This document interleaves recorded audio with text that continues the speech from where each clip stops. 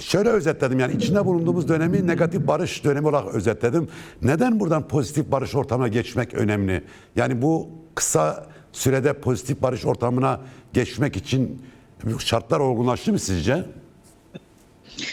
Ee, Biliyorsunuz, önce şeyi düzelteyim. Yani asla hani benim söyleyeceklerimi söylemiş olmadınız, öyle bir şey rica ederim, öyle bir şey değil. Beraber yaptığımız sohbet, hep beraber burada geliştireceğiz onu. Bu barış ve demokrasi süreci başladığından bu yana biliyorsunuz mesele bildirilerle ilerliyor. Bildiriler üstünden okuyoruz biz. Gelip giden bütün malzemeyi ve neler olmakta olduğunu. O yüzden ben şimdi biraz bildiriler üstünden konuşarak, Evet. bunun sırası mı? Bunun sırası geldi mi? Barışı nasıl tahayyül ediyoruz? Ne yapmamız lazım? Belki hani oralara biraz girebiliriz. Biraz onu konuşmak istiyorum bugün sizinle.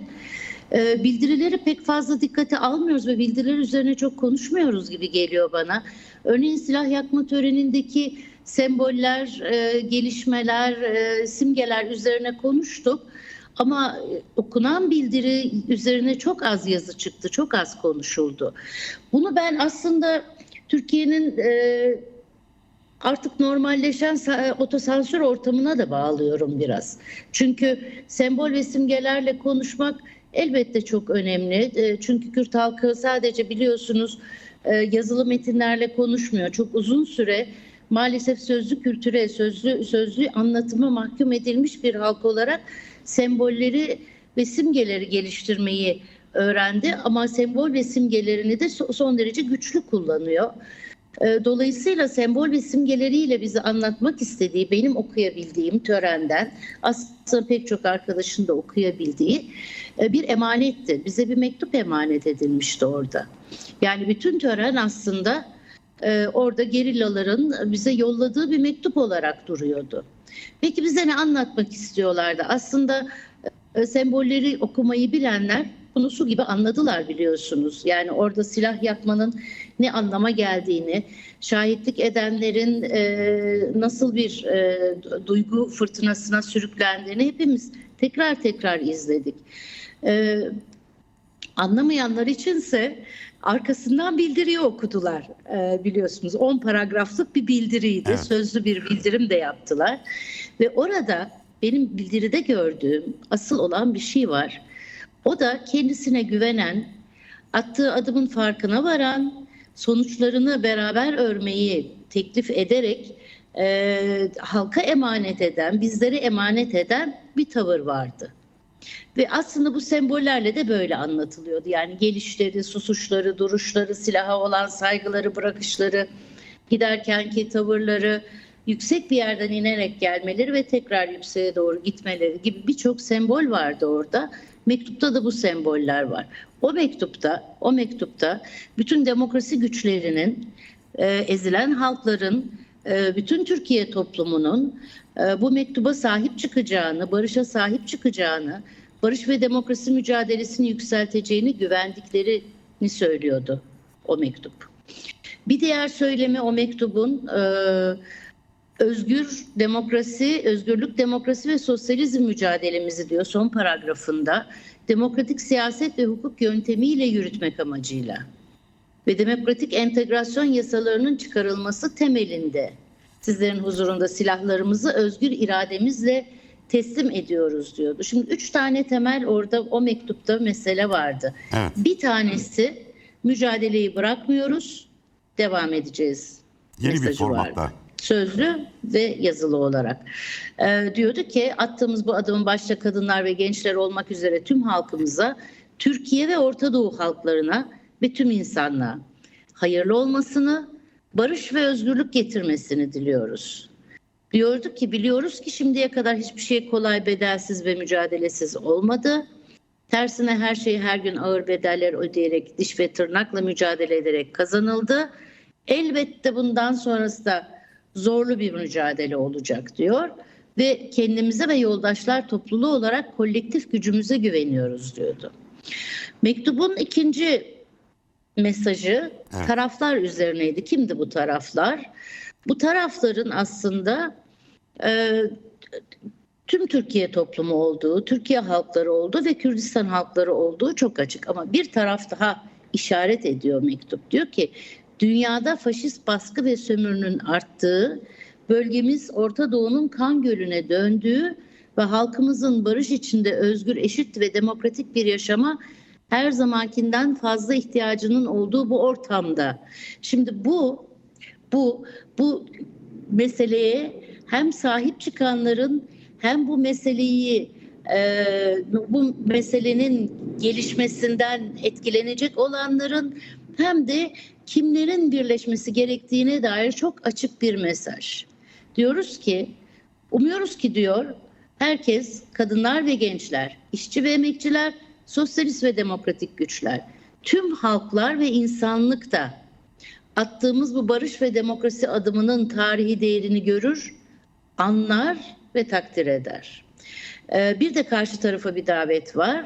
Halkımızın yaşadığı acının sorumlusu olan tüm bölgesel ve küresel güçleri, halkımızın son derece meşru ve demokratik ulusal haklarına saygı göstermeye, barış ve demokratik çözüm sürecine destek vermeye davet ediyoruz diyor. Dayanışma çağrısı var.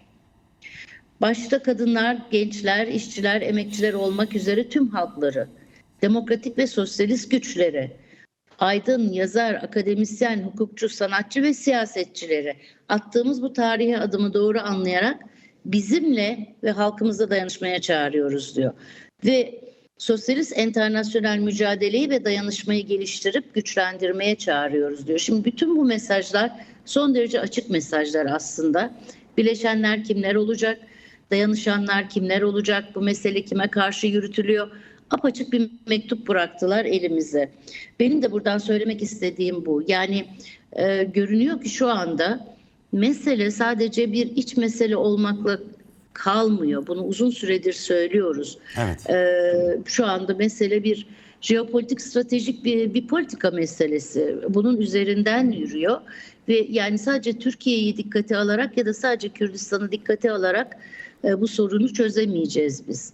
Dolayısıyla son derece pamuk ipliğinde giden bu şiddet dengesinin, güçler dengesinin bir tarafındaki teraziye halkların, çağrı yapılan tüm tarafların ama çok özel bir düşünce birliğiyle, yani sosyalist enternasyonel mücadele ve dayanışmaya yönelik bir düşünce birliğiyle bir arada olması çağrısına bizim de cevap vermemiz gerekiyor. Bu çok kolay gerçekleşecek bir şey midir yani sizce? Efendim? Bu çok kolay gerçekleşecek bir şey midir? Yani terazinin bu tarafını doldurmak, yani o görüş birliğini sağlamak çok kolay bir şey midir? 40 yıldır mücadele veren bir örgütten söz ediyoruz.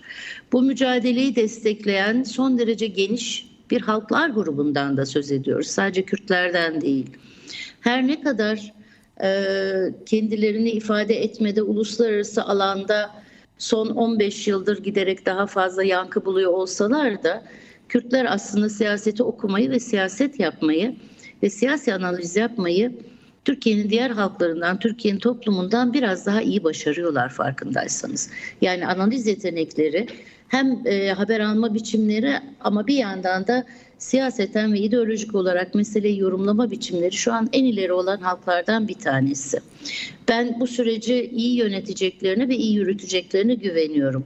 Her ne kadar yanı başımızda şiddet faillerinin, diktatörlerin, devlet başkanlarının, ordularının, uluslararası güçlerin kışkırttığı ve her an değişen dengelerle kan içinde kalan halklar hırpalanıyor olsa da bu yoldan başarıyla çıkacaklarına inanıyorum. Bize düşen aydınlar, akademisyenler, işçiler, işsizler, gençler, köylüler, herkes olarak bize düşen bu biz grubunun içinde olabilmek. Evet. Ben de onu işte yani hareketin dışında, yani bu hareketi yürütenin dışındaki o diğer çağrının muhatabı olan toplum kesimleri bu konuda bir görüş birliği içinde olabilirler mi? Yani Türkiye işçi sınıfı, emekçiler, işçiler, kadınlar, toplumun farklı kesimleri, inanç grupları, sendikalar, sivil toplum örgütleri, yani bu barış meselesine, bu sürece katkıları sizce nereye kadar gidebilir? Ne kadar örgütlenebilir bu? Burada O görev de bize düşüyor galiba, değil mi Cahit Bey? Yani AKP ve MHP'nin kendi kitlesini şeyinden, iknasından biz sorumlu olamayız. Ondan kendisi sorumlu. Bu konuda gerek Cumhurbaşkanı Erdoğan'ın gerek Bahçeli'nin üzerine düşen görevi yapmadığı çok açık. Özellikle AKP'nin yani şu anı kendi lehine çevirmeye yönelik bazı Ali Cengiz oyunlarıyla oyalaması ve geçiştirmesi aslında hem cana hem kana mal oluyor. Türkiye'nin de geleceğine mal olabilecek bir sürece girebilir bu. MHP'nin ise zorunlu kaldığı bir açıklamaydı bu ve bunu devam ettiriyor. MHP'nin şu anda eski MHP olma vasfı zaten yok, bildiğiniz üzere. O bir çıkar grubu olarak devam ediyor. Bir ideolojik birlik değil artık MHP. Dolayısıyla karşımızda buna karşı koyacak ideolojik bir yapı, devletin eski sahipleri olan Kemalist gruplardan gelebilir. Ama şu anda CHP'nin de kapsadığı bir gruptur bu başından beri. Şu anda CHP'nin Genel Başkanı Sayın Özel geçmişte CHP'nin hatalarını tekrarlamayarak ve alabildiğine iyi bir pozisyon üretiyor. Bence CHP'nin bu kaygılarını ve bu çıkışını desteklememiz gerekiyor. tam da o noktada bir şey Çok sorabilir büyük miyim? şiddet altında, çok ciddi olarak baskı altında. Onu CHP'ye yönelik bu baskı halka yönelik de bir baskıdır. Dolayısıyla biz bu baskıyı geriletmek için birlikte olmalıyız. Bütün bunları görüyoruz. Yüksek politika yapanlar da görüyorlar. Bizim gibi sıradan insanlar da görüyorlar. Dolayısıyla yapılacak olan şeyleri biraz kategorize etmek gerekiyor galiba. Yani ikna süreçleri, şöyle söyleyelim, siyaset bir ikna biçimidir. Eğer ikna edebilirseniz başarılı olursunuz. İkna edemediğiniz sürece siyasette başarılı olamazsınız.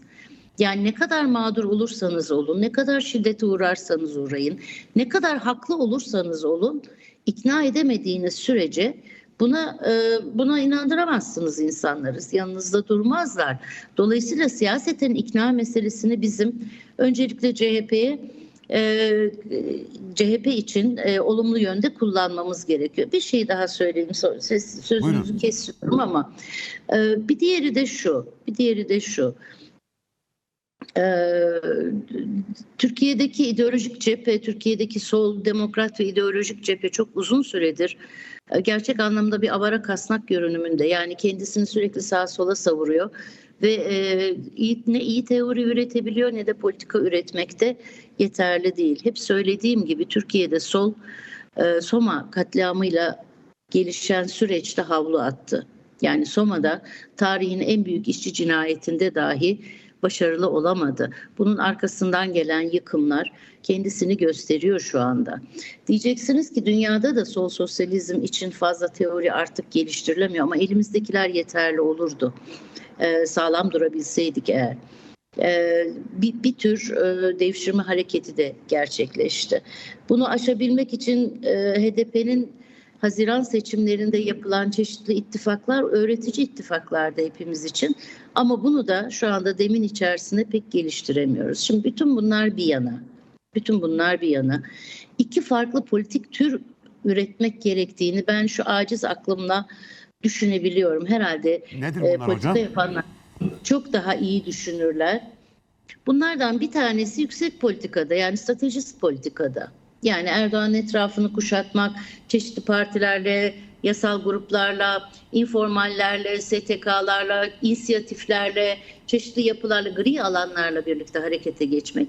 Ama bir diğeri de halkı bu yaşadığı şeyi aslında hiç hak etmediğini, aslında bu yaşadığı şeyi hak etmediğine inanabilirse ve güvenebilirse ve ayağa kalkabilirse kendisi için çok daha iyi olabilecek güzel bir geleceğin gelebileceğine dair inandırmak, ikna edebilmek. Dediğim gibi siyaset bir ikna işidir. Çok haklı olabiliriz. Çok mağdur olabiliriz. Bunun tarih için pek fazla bir anlamı yok. Çünkü insanlar erdemle hareket etmezler. İnsanlar ikna ile hareket ederler. İnsanlar geleceğe inanabiliyorlarsa hareket ederler. Siyasiler başka bir şeyle hareket ediyor. Onu şimdi konuşmayalım. Ama insanlar, sıradan insanların erdemle hareket etmesini beklemek hata olur. Peki bu yani o zaman yani halklar barışa ikna edilmezse rejim üzerinde ve iktidar üzerinde bir basınç oluşturulamaz, öyle mi? Elbette oluşturacaktır. Yani hakikaten ipin ucundaki zamanlardan geçiyoruz. Siz de farkındasınız. Yanı başımızda Suriye'nin yaşadıkları hepimizin gözünün önünde cereyan ediyor. Üstelik Türkiye Suriye'deki savaş suçlarından hiç de muaf değil. Yani başından itibaren Suriye'deki savaş suçlarına katılıyor. Türkiye Gazze'deki büyük katliamın suçlarından hiç de muaf değil. Başından itibaren İsrail destekçisi. Şimdi bütün bunlar ülkedeki bütün ahlaki değerleri bir yandan çökertiyor, bir yandan uzun sürmüş bir savaşlaştırma yapısı ve bunun hemen arkasından gelen yoksulluk çok ciddi sonuçlara yol açıyor. İnsanlardaki bezginlik, öyle diyeyim, ve yorgunluk böyle devam ederse AKP at koşturmaya devam edebilir. Bizim her zaman söylediğimiz bir şey var. Haklı olduğunuz için paradigmanız kazanmaz. Bir paradigma eğer onu karşılayacak, ona karşıt olacak başka bir paradigma yaratılmazsa ila nihaye devam eder. Devam eder. Yani hiç güvenmeyelim, bunların sonu gelecek. İşte ne yaparsak yapalım yıkılacaklar. Çok az zamanları kaldı. Kalmayabilir. Devam edebilirler. Bu korkunç şey devam edebilir. Bu tabii kendincilik tabii çok tehlikeli bir şey. Yani sürece bırakmak, zamana bırakmak, nasılsa yıkılacaklar demek tabii bu çok tehlikeli bir şey. Müdahalesiz bırakmak. Evet. Şimdi burada bir şey sormak istiyorum. Çünkü çok önemli şeyler söylediniz ve belki bunun üzerine bu meseleyi oturtmak ve konuşmak gerekiyor. Şimdi hem Devlet Bahçeli hem Recep Tayyip Erdoğan ikisi de iç cepheyi tahkim etmekten bahsettiler. Ama iç cepheyi tahkim etmeyi bahsederken yani bir taraftan işte Kürtlerle barışmamız gerekiyor. Çünkü dış tehlike var, içi sağlam tutmamız gerekiyor dediler. Ama aynı şekilde işte 19 Mart itibariyle CHP'ye yönelik akıl almaz bir operasyon başlattılar. Yani barış sürecini destekleyen Türkiye'nin ana muhalefet partisine yönelik bir baskı oluşturmaya başladılar. Şimdi bu iç cepheyi tahkim etme, demokratikleşme olmadan nasıl bir tehlike arz eder sizce?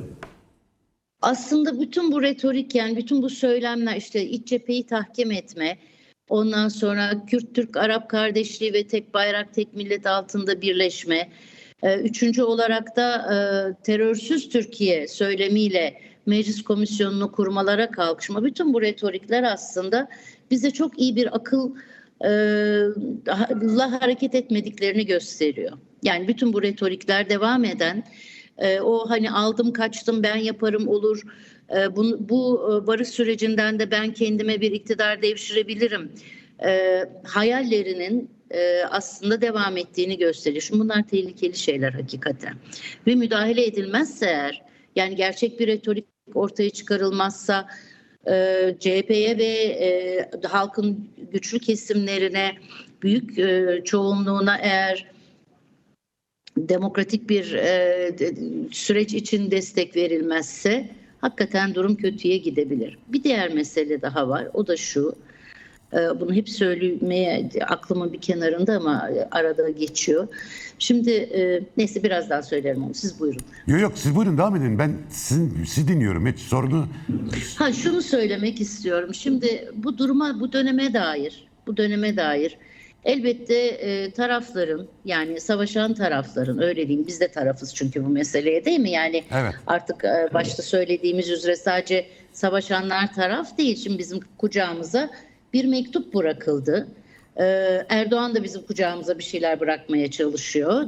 Daha doğrusu diretmeye çalışıyor.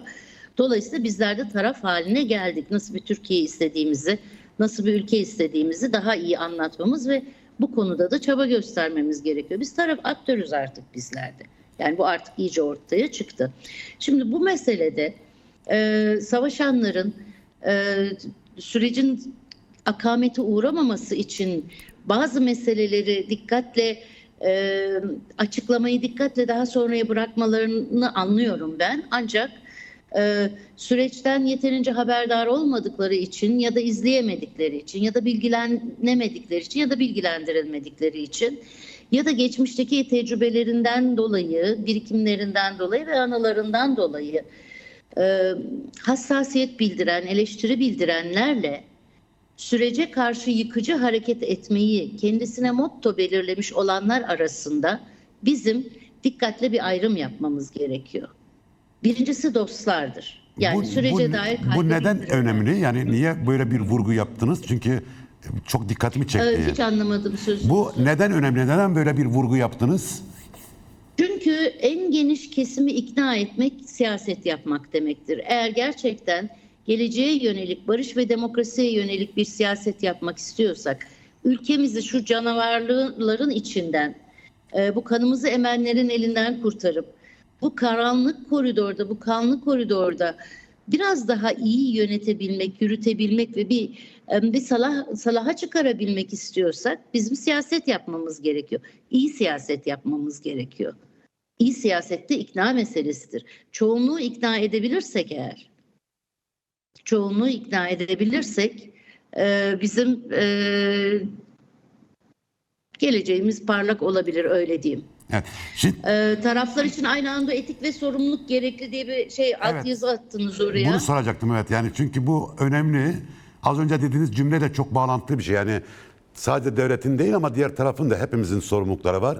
Tabii kullanılan dil, yapılan açıklamalar, bu açıklamalardaki söylemler, bunlar neden önemli? Yani bu etik ve sorumluluk anlamında taraflar sizce neden eşit derecede etik ve sorumlu davranmalar bu süreçte?